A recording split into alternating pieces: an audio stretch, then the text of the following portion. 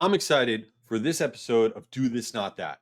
This is going to be some rapid fire stuff, and we're going to focus on something you think is insignificant, but it is not. We are going to talk about the first half of the email subject line. Yes, the first half of the email subject line. Why?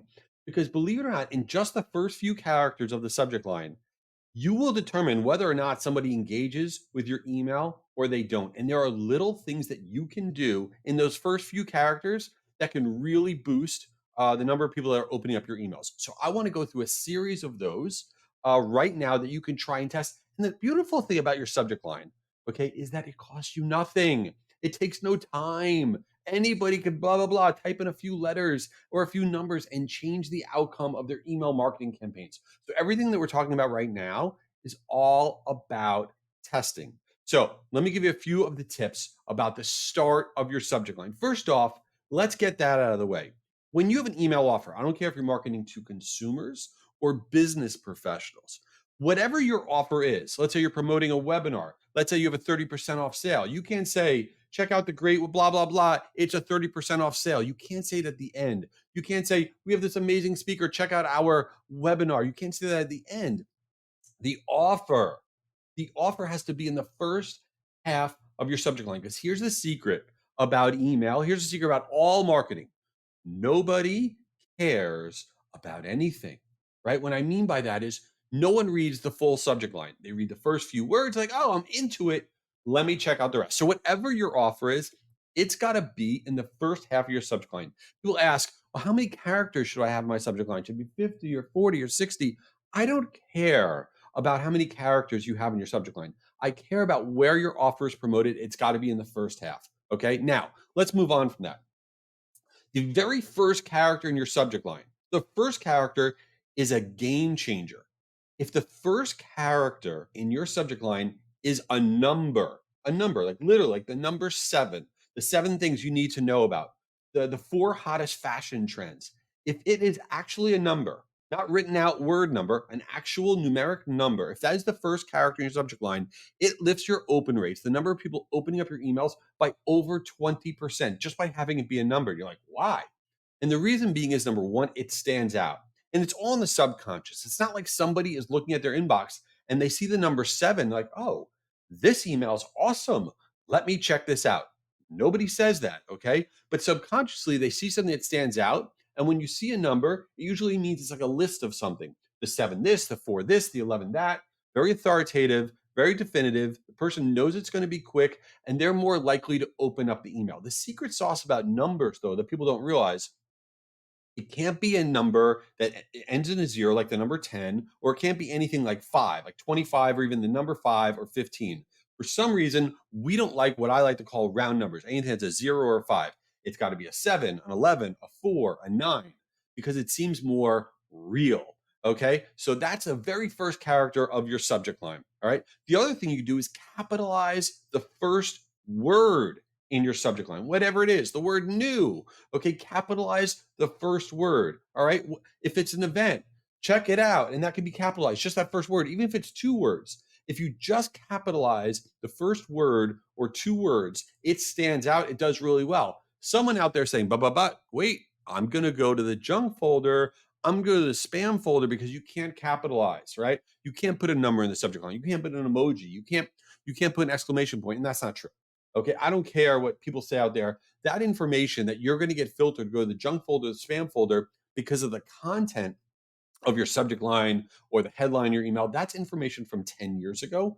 You go to the junk folder or spam folder because of the engagement, the sending reputation that you have with your overall email program, not because you capitalized the word or even if you said the word free. That's not the reason. So, yes, capitalizing that first word, it's a great, easy test, give you a nice boost because why? It causes you to stand out. Another thing that you can do, brackets. Okay, brackets. You take two brackets to start your subject line and you put the most important word or phrase in the bracket, whatever it is that you're promoting.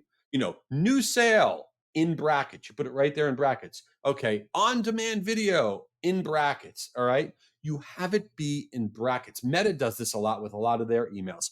And why do brackets work? Because it stands out. Again, whatever you can do when you hit send on your email campaigns, I don't care if you're sending out a campaign to business professionals or to consumers. You must say the same thing in your mind over and over and over again every time you hit send, which is, what am I going to do on this email that I'm sending out that's going to cause my email to stand out amongst all the other emails that are there? What am I doing this time when I hit send? Right. And you say, oh, I got a number to start my subject line. I'm capitalizing the first word.